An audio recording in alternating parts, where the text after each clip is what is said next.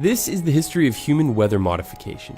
During World War II, too many British Air Force pilots were crashing while trying to land in heavy fog so thick, some crews just ditched their planes in the sea and parachuted out rather than landing blind. So scientists came up with a plan to install gasoline pipelines along both sides of the runway and ignite them to create huge rows of flame, which then evaporated suspended fog droplets, allowing the Allied aircraft to locate the airfield and land safely.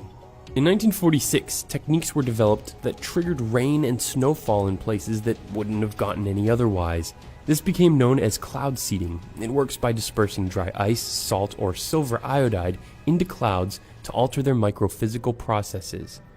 In the early 60s, the US government began testing cloud seeding on hurricanes to learn if it was possible to weaken them. Rocket canisters of silver iodide were dropped from aircraft into the storm's eye, and gun-like devices mounted on the wings also sprayed the stuff onto the clouds.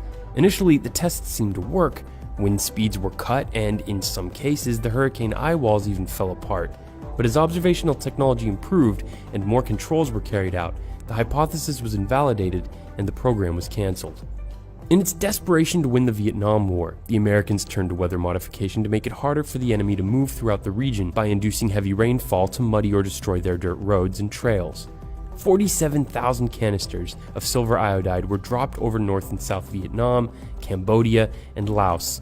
Some areas supposedly saw their monsoon period extended by up to 45 days, but just 2 days after the New York Times exposed the program, it was discontinued.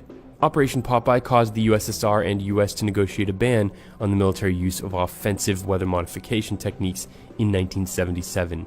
But the treaty didn't stop countries from using cloud seeding against themselves, as the Soviet Union did in 1986 when the Chernobyl nuclear disaster sent fallout into the sky. Civilians on the ground and the Russian pilots who carried out the mission have confirmed that aircraft flew overhead, ejecting a substance into the clouds. This resulted in heavy, black-colored radioactive rain to fall in Belarus instead of onto the Soviet capital, Moscow.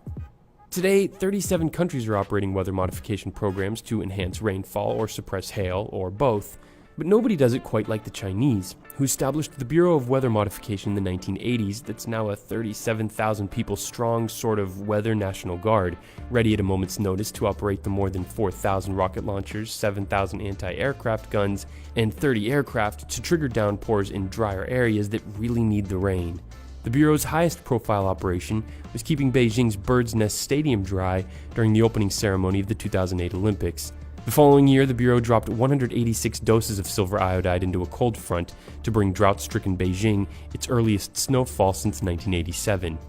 A Swiss company took advantage of the United Arab Emirates' desperation to bring rain to its arid lands by building 10-meter-tall electrical towers that produce negatively charged ions that, according to the company, supercharges the formation of rain clouds. But a former chairman at NOAA isn't buying it, saying, quote, "This method is inherently incapable of producing clouds out of thin air," end quote. The thing about weather modification is that it's hard to prove it works. But based on the results we've seen and the number of countries still doing it, man's effort to control precipitation isn't stopping anytime soon, even though we have little understanding of the unintended consequences. If this video opened your eyes to the reality of weather modification as much as it did mine, like it and help it spread. And as usual, thanks for watching.